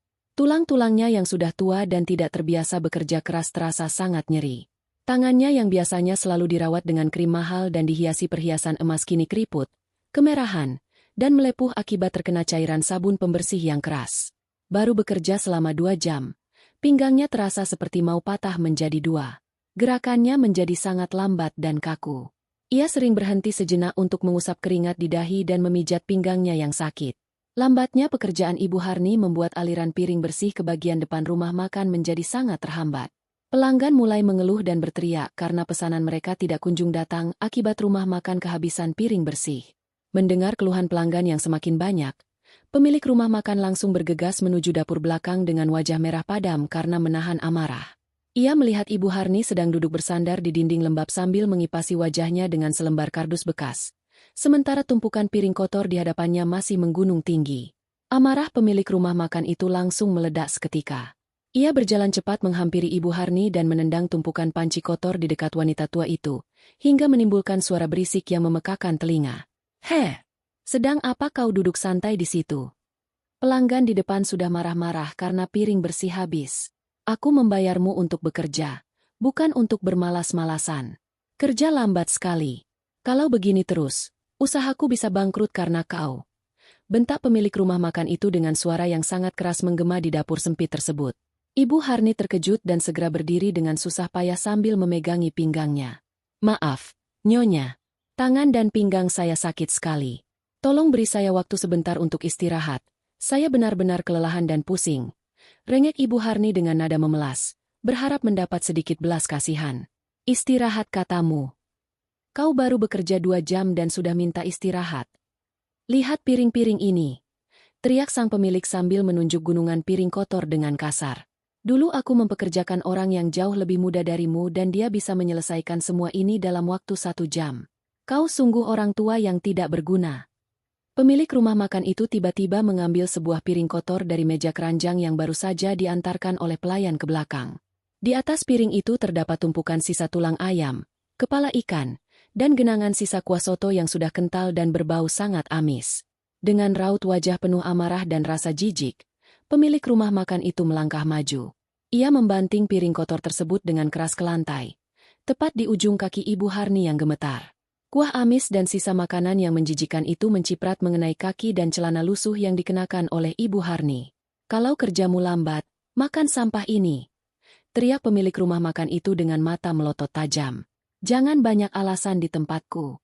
Kalau kau tidak mau bekerja keras, lebih baik kau memungut makanan sisa di tempat pembuangan luar sana." Mendengar teriakan dan kalimat tersebut, tubuh Ibu Harni mendadak kaku seperti patung batu. Kalimat itu menembus relung hatinya seperti ujung pedang yang sangat tajam. "Makan sampah ini." Kalimat yang persis sama, tanpa perbedaan satu kata pun, dengan apa yang ia teriakkan dengan penuh kesombongan kepada Gita di ruang makan gedung pertemuan beberapa hari yang lalu. Waktu seakan berhenti berputar bagi Ibu Harni. Matanya melebar menatap sisa makanan berkuah kotor yang berserakan di ujung kakinya, lalu perlahan mendongak menatap wajah galak pemilik rumah makan di hadapannya. Ingatannya berputar kembali pada malam kejadian itu, mengingat bagaimana ia menumpahkan piring kotor ke hadapan menantunya sambil tertawa bahagia dan merendahkan. Seketika itu juga, pertahanan batin Ibu Harni hancur berkeping-keping. Kakinya tidak lagi sanggup menopang berat badannya. Ia jatuh terduduk di atas lantai dapur yang basah dan licin. Air matanya tumpah menderas membasahi pipinya yang kotor tanpa bisa dibendung lagi. Ia menangis histeris dengan suara melolong yang menyayat hati, menutupi wajahnya dengan kedua telapak tangannya yang penuh busa sabun.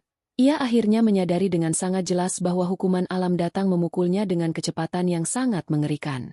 Rasa sakit hati, penghinaan di depan umum, dan perasaan tidak berharga yang dulu ia berikan kepada Gita, kini dikembalikan kepadanya secara tunai dengan jumlah penderitaan yang berlipat ganda. Tidak ada yang bisa ia lakukan saat ini selain meratapi nasibnya yang menyedihkan sambil merangkak membersihkan sisa makanan di lantai di tengah isak tangis penyesalan yang sudah tidak ada gunanya lagi. Beberapa minggu kemudian, tibalah hari yang paling dihindari oleh Alan dalam hidupnya. Hari persidangan untuk menyelesaikan perkara perpisahan antara dirinya dan Gita secara hukum. Alan datang ke gedung pengadilan dengan berjalan kaki. Penampilannya sangat memprihatinkan dan menyedihkan. Kemejanya terlihat kusut, kotor, dan kebesaran karena tubuhnya semakin menyusut akibat kurang makan dan tekanan pikiran yang sangat berat. Rambutnya berantakan panjang dan wajahnya dipenuhi jambang kotor yang tidak terawat. Meskipun keadaannya sudah berada di titik terendah, sisa-sisa kesombongan dan sifat serakah di dalam hatinya ternyata masih menolak untuk padam. Ia datang ke persidangan itu dengan satu niat licik, yaitu menuntut pembagian harta kekayaan yang dimiliki Gita selama masa pernikahan mereka. Alan berusaha meyakinkan dirinya sendiri bahwa sebagai seorang suami yang telah mendampingi Gita selama bertahun-tahun, ia memiliki hak sah atas separuh dari seluruh kekayaan istrinya. Ia berpikir bodoh bahwa uang tersebut nantinya bisa ia gunakan untuk membayar ganti rugi perusahaan, membebaskan diri dari jerat hukum, dan memulai hidup baru yang mewah. Di sisi lain ruang sidang, Gita duduk dengan sangat tenang dan berwibawa. Wajahnya bersinar memancarkan kedamaian dan ketegasan, berbanding terbalik dengan keadaan Alan yang kacau balau bagai gelandangan. Gita didampingi oleh tim pembela hukum terbaik di kota ini yang telah menyiapkan seluruh berkas laporan dan bukti kejahatan dengan sangat teliti. Saat hakim ketua memasuki ruangan dan mengetuk palu kayu tanda persidangan resmi dimulai, suasana di dalam ruangan berubah menjadi sangat tegang. Hakim mulai membacakan pokok perkara gugatan yang diajukan oleh pihak Gita, yang mencakup permintaan perpisahan secara resmi dan penolakan mutlak atas segala bentuk pembagian harta kekayaan bersama. Mendengar hal tersebut dibacakan, Alan langsung berdiri dari tempat duduknya dengan wajah penuh protes. Ia mengabaikan tata tertib persidangan yang berlaku dan menunjuk-nunjuk ke arah tempat duduk Gita. "Saya keberatan, Hakim yang mulia," seru Alan dengan suara serak yang dipaksakan keras. "Saya ini suaminya yang sah. Selama bertahun-tahun kami hidup bersama dalam satu atap. Saya sudah memberikan waktu dan menjaga kehormatan pernikahan ini. Saya berhak atas separuh kekayaannya. Tidak adil jika dia membuang saya ke jalanan tanpa membawa sepeser uang pun. Semua harta, tanah, dan bangunan itu didapat selama kami masih berstatus sebagai suami istri." Hakim ketua mengerutkan keningnya, menatap Alan dengan pandangan tajam, lalu mengetuk palunya dengan keras. Beliau memerintahkan Alan untuk segera kembali duduk dan menjaga sikapnya di dalam ruang sidang pengadilan, atau ia akan dikeluarkan secara paksa. Gita sama sekali tidak terpancing oleh emosi dan teriakan mantan suaminya. Ia berdiri dengan sikap anggun, lalu memberikan pandangan isyarat kepada ketua tim pembela hukumnya untuk mengambil alih keadaan. Pembela hukum itu melangkah maju ke depan meja peradilan sambil membawa sebuah kotak penyimpanan berisi tumpukan dokumen tebal dan alat penyimpan data elektronik. "Hakim yang mulia, pihak kami menolak dengan sangat keras tuntutan pembagian harta yang tidak masuk akal dari saudara Alan," ucap pembela hukum Gita dengan suara lantang dan tegas. "Kekayaan yang saat ini dipersoalkan adalah murni peninggalan keluarga besar klien kami yang diwariskan jauh sebelum pernikahan ini terjadi. Saudara Alan sama sekali tidak memberikan sumbangsi apapun dalam bentuk materi, melainkan justru menjadi benalu yang terus menguras harta klien kami secara diam-diam. Untuk membuktikan hal tersebut, kami telah menyiapkan bukti-bukti kuat terkait pengkhianatan dan kejahatan keuangan yang dilakukan oleh saudara Alan selama ia menyandang status sebagai suami klien kami." Pembela hukum itu kemudian menyerahkan dokumen-dokumen berharga tersebut kepada majelis hakim dan meminta izin untuk memutar bukti rekaman suara dan rekaman gambar bergerak di layar utama ruang sidang. Hakim ketua menganggukkan kepala memberikan izin. Dalam sekejap mata, seluruh isi ruang sidang menyaksikan bukti-bukti kebusukan yang sangat memberatkan pihak Alan. Mulai dari rekaman gambar perselingkuhannya yang menjijikkan dengan Kania di berbagai tempat penginapan, bukti mutasi rekening pembelian hadiah-hadiah mewah untuk selingkuhannya menggunakan uang curian dari perusahaan, hingga rekaman suara rahasia saat Ibu Harni menyiksa Gita secara keji dengan kata-kata yang sangat merendahkan martabat manusia. Alan terpaku kaku di kursi kayunya. Keringat dingin mengucur deras membasahi dahinya yang pucat pasi. Mulutnya terkunci rapat. Tidak sanggup merangkai sepatah kata pembelaan pun. Semua rahasia kotor yang ia simpan rapat-rapat kini dipertontonkan dengan sangat jelas. Terang benderang tanpa ada satupun yang bisa ditutupi lagi. Seluruh pengunjung sidang menatapnya dengan pandangan penuh cibiran dan rasa jijik. Gita menatap tajam ke arah mata Alan dengan sorot yang membekukan.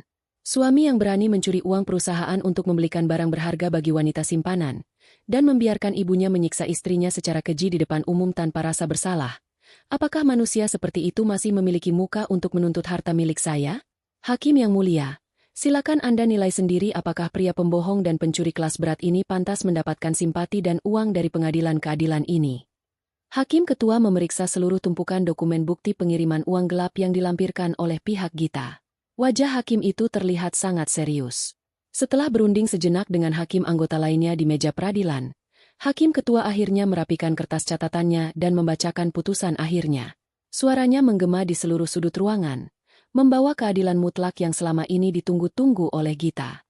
Menimbang seluruh bukti nyata dan fakta yang tidak terbantahkan yang telah dihadirkan di dalam persidangan ini, pengadilan memutuskan untuk mengabulkan gugatan perpisahan yang diajukan oleh pihak penggugat sepenuhnya. Hubungan ikatan pernikahan antara saudara Alan dan saudari Gita dinyatakan resmi berakhir pada hari dan tanggal ini. Selanjutnya, pengadilan menolak seluruh tuntutan pembagian harta yang diajukan oleh pihak tergugat, mengingat seluruh aset terbukti secara sah merupakan harta bawaan dari pihak penggugat dan terbukti pula adanya tindak kejahatan keuangan luar biasa yang dilakukan oleh tergugat yang sangat merugikan pihak penggugat. Ketukan palu hakim berbunyi 3 kali berturut-turut dengan mantap. Suara ketukan itu menjadi tanda kemenangan mutlak bagi Gita dan kehancuran tak terbantahkan bagi kehidupan Alan ke depannya. Namun, rentetan penderitaan Alan ternyata belum selesai sampai di situ. Tepat setelah persidangan resmi dinyatakan ditutup dan hakim bersiap meninggalkan ruangan, pintu utama ruang sidang didorong terbuka lebar dari luar. 4 orang petugas kepolisian berseragam lengkap masuk ke dalam ruangan dengan langkah cepat dan tegas. Kehadiran mereka membuat suasana ruang sidang kembali menegang. Mereka langsung berjalan lurus menuju kursi tempat Alan duduk gemetar. Saudara Alan, Anda kami tangkap hari ini juga atas laporan tindak pidana kejahatan keuangan berupa pencurian dana perusahaan bernilai miliaran rupiah. Ucap salah satu petugas kepolisian dengan suara keras. Sebelum Alan sempat mencerna rentetan peristiwa buruk yang menghantamnya secara beruntun, kedua tangannya sudah ditarik paksa ke belakang punggungnya. Suara logam bergemerincing terdengar nyaring saat 2 gelang borgol besi mengunci kedua pergelangan tangannya dengan sangat erat dan menyakitkan. Tidak, tolong lepaskan saya. Saya tidak mau membusuk di dalam sel. Gita, tolong aku. Tarik laporanmu. Aku mohon ampun. Gita, aku berjanji akan mengembalikan semuanya. Teriak Alan histeris meronta-ronta dalam cengkeraman kuat para petugas kepolisian. Gita hanya berdiri tegak dalam diam. Ia merapikan pakaiannya, lalu memandang mantan suaminya itu diseret keluar dari ruang sidang tanpa memberikan sedikit pun rasa kasihan di matanya. Keadilan akhirnya ditegakkan dengan sangat sempurna hari ini. Pria yang dulunya sangat arogan dan merasa paling berkuasa itu kini harus mempertanggungjawabkan seluruh keserakahannya di balik jeruji besi dingin untuk waktu yang sangat lama. Kehidupan di balik jeruji besi sungguh merupakan hukuman dunia yang paling mengerikan bagi pria yang selama ini selalu hidup dalam gelimang kemewahan hasil curian.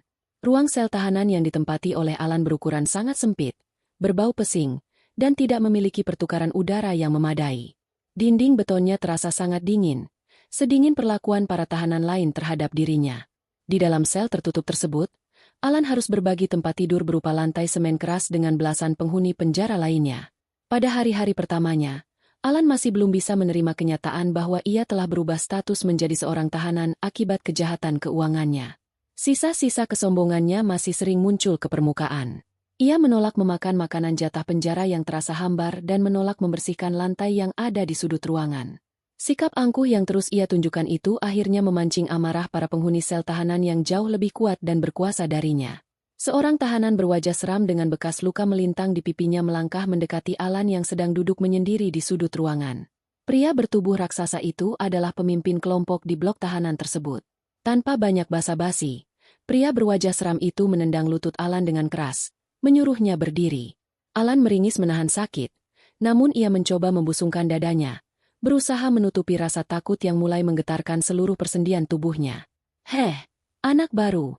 Cepat ambil sikat lantai itu dan bersihkan seluruh kotoran di sudut ruangan ini sekarang juga. Jangan hanya duduk manis seperti bos besar. Perintah tahanan berwajah seram itu dengan suara bariton yang menggelegar, memantul di dinding-dinding beton yang lembab. Alan menelan ludah dengan susah payah. Aku tidak mau melakukan pekerjaan kotor itu. Aku ini mantan petinggi perusahaan. Aku orang penting di luar sana. Kalian tidak berhak menyuruhku melakukan hal rendahan seperti itu. Bantah Alan dengan nada suara yang bergetar namun berusaha terdengar memegang kendali. Bantahan Alan langsung disambut dengan tawa mengejek dari seluruh tahanan di dalam sel tersebut. Tawa mereka terdengar mengerikan, penuh dengan ancaman kekerasan fisik. Tahanan berwajah seram itu tiba-tiba mencengkeram kerah kemeja lusuh Alan dan mengangkat tubuh pria itu, hingga ujung kakinya menjauh dari lantai. Alan meronta-ronta kehabisan napas. Pria raksasa itu membanting tubuh Alan dengan sangat kuat ke atas lantai semen. Rasa sakit yang luar biasa menjalar dari punggung hingga ke belakang kepalanya. Sebelum Alan sempat mengatur napasnya kembali, beberapa tahanan lain ikut mendekat dan menendang tubuhnya berulang kali tanpa ampun. Alan menjerit kesakitan, meringkuk melindungi kepalanya dari hujanan pukulan yang terus mendarat di tubuhnya. Di tempat ini, kau bukan siapa-siapa. Jabatanmu di luar sana tidak ada harganya sama sekali. Kau hanyalah penjahat kotor sama seperti kami semua. Sekarang sikat lantai itu sampai bersih, atau kami akan mematahkan tulang rusukmu satu persatu. Ancam sang pemimpin tahanan sambil melempar sebuah sikat kayu kotor tepat ke dada Alan. Alan menangis tersedu-sedu. Dengan sekujur tubuh yang memar dan berdenyut nyeri, ia merangkak memungut sikat lantai tersebut. Sambil terus meneteskan air mata penyesalan yang tiada henti, mantan pria sombong itu mulai menyikat lantai berbau menyengat itu dengan tangan gemetar. Ia menangis meratapi betapa hancur jalan hidup yang ia pilih akibat keserakahan dan pengkhianatan yang ia lakukan terhadap istri yang begitu setia. Kehidupannya kini hanya diisi oleh perintah kasar dan rasa takut setiap saat. Sementara Alan mengalami penyiksaan fisik dan mental di dalam penjara, penderitaan yang tidak kalah pedih juga dialami oleh Ibu Harni di luar sana. Setelah diusir dari tempat pencucian piring karena kinerjanya yang sangat lambat dan buruk, wanita tua itu kini benar-benar hidup menggelandang di jalanan yang tidak kenal belas kasihan. Harta, tempat tinggal, dan kehormatan yang selalu ia pamerkan dahulu kini lenyap tanpa bekas. Siang itu, terik matahari membakar kulit rentanya yang mulai keriput. Ibu Harni berjalan tertatih-tatih menelusuri trotoar panjang. Tubuhnya sangat kurus karena sudah berhari-hari tidak memasukkan makanan yang layak ke dalam perutnya. Ia menderita penyakit pernapasan yang parah dan tidak kunjung sembuh. Setiap kali ia terbatuk, dadanya terasa seperti ditusuk ribuan jarum tajam. Ia tidak memiliki uang sedikit pun untuk membeli obat. Penyakit dan kelaparan perlahan-lahan mulai menggerogoti sisa-sisa tenaganya hingga ke titik terendah. Di tengah keputusasaan yang semakin memuncak, Ibu Harni mengingat alamat rumah saudara perempuannya yang berada di sebuah kawasan permukiman kelas menengah. Dulu, saudara perempuannya itu sering meminjam uang padanya, dan Ibu Harni selalu memberikannya dengan disertai berbagai hinaan dan ucapan merendahkan. Kini, dengan sisa tenaga yang ada, Ibu Harni menyeret kakinya menuju rumah saudaranya tersebut, berharap masih ada secercah belas kasihan untuk memberikannya semangkuk nasi dan segelas air hangat. Sesampainya di depan pintu rumah sang adik, Ibu Harni mengetuk pintu kayu itu dengan ketukan yang sangat lemah. Beberapa saat kemudian, pintu terbuka. Saudara perempuan Ibu Harni berdiri di ambang pintu. Matanya membelalak kaget melihat penampilan kakaknya yang kini sangat kotor, berbau menyengat, dan berpenampilan layaknya pengemis di lampu merah. Tolong aku. Tolong beri aku sedikit makanan. Aku sakit parah dan kelaparan. Alan ditangkap pihak berwajib dan aku dibuang ke jalanan, biarkan aku masuk sebentar saja. Rintih Ibu Harni memohon dengan suara yang sangat parau dan putus asa. Namun, raut wajah saudara perempuannya itu seketika berubah menjadi sangat dingin dan penuh kebencian. Semua kerabat sudah mengetahui kebusukan dan kekejaman Ibu Harni beserta Alan dari rentetan kabar yang menyebar luas setelah sidang perpisahan usai. Mereka juga masih mengingat betul bagaimana Ibu Harni menolak membantu mereka di masa lalu dan justru sering menginjak-injak harga diri sanak kerabatnya. Saudara perempuannya itu melangkah mundur menjauhi Ibu Harni, menutup hidungnya karena tidak tahan dengan bau tidak sedap yang menguar dari pakaian kakaknya. Pergi dari rumahku. Dulu saat kau pura-pura kaya raya, kau memperlakukanku seperti binatang peliharaan. Kau selalu menghinaku karena suamiku berpenghasilan rendah. Sekarang setelah kau menerima hukuman alam atas kejahatanmu sendiri, kau baru ingat kepadaku. Jangan bawa penderitaanmu ke rumahku. Aku tidak punya hubungan darah lagi dengan pembuat masalah sepertimu. teriak adiknya dengan penuh amarah. Pintu kayu itu dibanting tepat di depan wajah Ibu Harni yang penuh derai air mata. Hatinya hancur berkeping-keping ditolak mentah-mentah oleh darah dagingnya sendiri. Ia menangis meratapi perbuatan buruknya di masa lalu yang kini menutup semua jalan pertolongan baginya. Ia kembali berjalan tertatih meninggalkan pekarangan rumah itu, menyeret langkahnya tak tentu arah, bersiap menanggung rasa sakit di kerasnya kehidupan jalanan tanpa seorang pun yang peduli. Kembali ke dalam bangunan penjara. Hari menjelang sore saat para tahanan diberikan waktu istirahat di ruang berkumpul utama. Alan duduk menyandar di tiang beton dingin, memegangi perutnya yang berbunyi dan wajahnya yang penuh luka memar akibat pukulan dari tahanan lain. Di salah satu sudut ruangan tersebut, terpasang sebuah televisi kecil berlapis jeruji besi yang menyiarkan berita terkini. Alan awalnya tidak memperhatikan tayangan televisi tersebut, sampai tiba-tiba suara pembawa acara menyebutkan sebuah nama yang langsung membuat detak jantungnya berpacu cepat. Nama Gita disebutkan dengan penuh sanjungan. Alan mendongakkan kepalanya dengan cepat, menatap layar kaca televisi itu tanpa berkedip sedikitpun. Di layar televisi, tampak wajah Gita yang memancarkan pesona luar biasa. Ia sedang menerima sebuah penghargaan tingkat tertinggi sebagai pengusaha wanita paling sukses, tangguh, dan paling dermawan tahun ini. Ia terlihat begitu anggun dengan balutan pakaian tertutup yang rapi, cerdas, dan penuh percaya diri menjawab pertanyaan dari para peliput berita. Di samping Gita, berdiri seorang pria berwajah sangat tampan, memiliki postur tubuh tegap, dan memancarkan wibawa yang luar biasa tinggi. Pria itu adalah suami baru Gita, seorang pengusaha jujur yang pencapaiannya sepadan dengan kedudukan Gita. Pria memukau itu menatap Gita dengan sorotan mata penuh kekaguman, penghargaan, dan cinta tulus yang tidak pernah Gita dapatkan selama membiayai hidup Alan. Saat diwawancarai, pria itu memegang tangan Gita dengan lembut dan berkata di depan kamera betapa beruntungnya ia mendapatkan wanita secerdas dan sekuat Gita. Melihat tayangan membahagiakan tersebut, napas Alan terasa sangat sesak seolah ada benda berat yang mencekik tenggorokannya. Penyesalan yang teramat sangat menyapu seluruh kewarasannya. Ia menyadari bahwa harta paling berharga yang pernah ia genggam telah ia hancurkan demi tergoda oleh wanita perampas harta yang membuangnya saat ia jatuh. Tangis penyesalan Alan pecah tanpa bisa ditahan lagi. Ia meraung-raung dengan suara yang sangat menyedihkan di sudut ruangan penjara itu. Ia memukulkan kepalanya ke tiang beton berulang kali, merutuki kebodohan pikiran pendeknya, merutuki kesombongannya yang tidak beralasan, dan merutuki pengkhianatan menjijikan yang telah ia lakukan. Setiap memori kebaikan istrinya dulu kini berubah menjadi duri yang terus menusuk-nusuk pikirannya tanpa henti. Setiap malam saat ia mencoba memejamkan mata di atas lantai semen yang dingin, ingatan tentang senyum tulus Gita selalu datang menghukum batinnya. Alan terjebak dalam sumur penyesalan terdalam yang tidak memiliki jalan keluar. Ia menyadari sepenuhnya bahwa kehidupan nyamannya di masa lalu telah hilang ditelan waktu, dan kini ia harus menanggung hukuman kurungan bertahun-tahun akibat sifat serakah yang menghancurkan dirinya sendiri. 1 tahun penuh telah berlalu sejak hari bersejarah di mana pengadilan meresmikan perpisahan Gita dengan pria yang telah menguras hartanya. Perjalanan waktu telah menyembuhkan semua luka pengkhianatan dan menghapus bersih bayangan penderitaan dari wajah Gita. Di dalam ruang jamuan makan sebuah gedung pribadi yang sangat megah dan tertutup untuk umum, suasana hangat dan elegan tercipta dengan begitu memanjakan mata. Lampu hias kristal raksasa memancarkan cahaya keemasan yang jatuh lembut ke atas meja panjang, menerangi hiasan bunga segar yang ditata dengan penuh nilai seni. Alunan musik instrumental yang dimainkan oleh kumpulan pemusik ahli mengiringi percakapan ringan dan sopan dari orang-orang terhormat yang hadir malam itu. Gita berdiri di dekat jendela kaca besar yang memperlihatkan pemandangan gemerlap lampu malam dari tempat yang tinggi.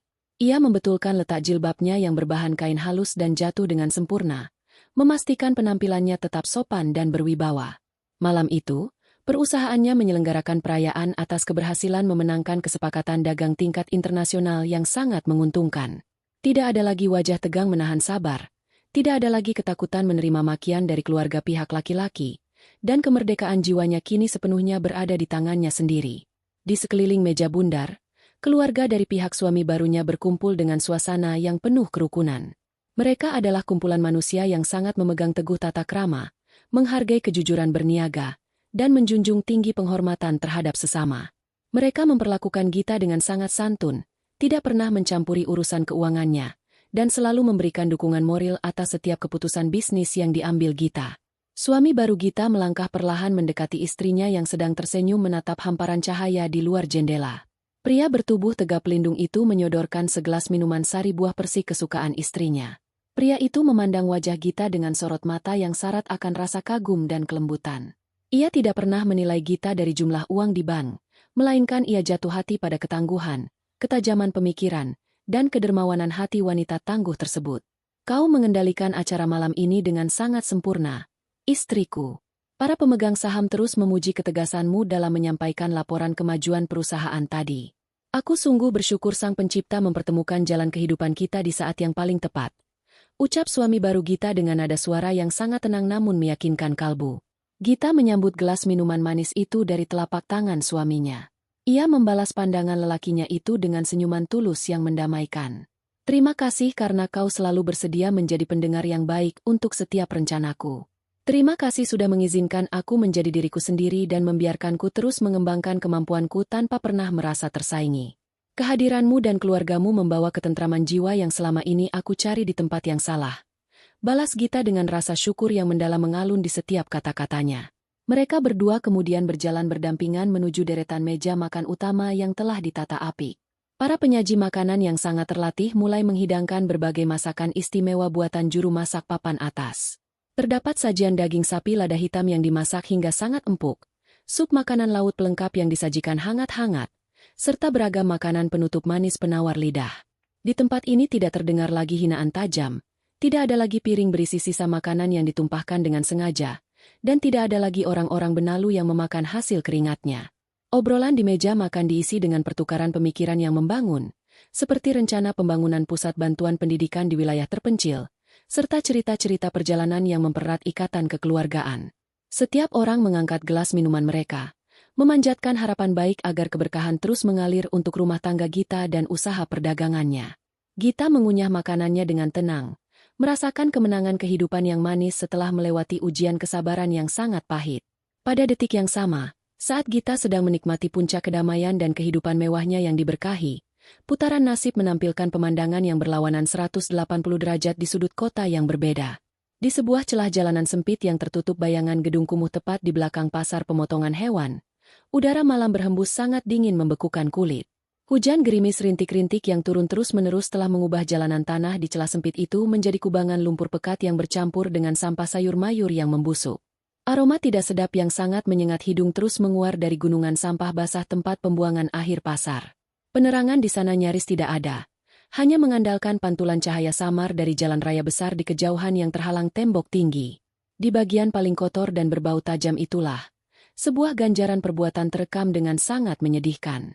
Di antara tumpukan keranjang sayur rusak dan kardus basah yang hancur, duduk merungkuk seorang wanita tua renta dengan keadaan tubuh yang mengenaskan.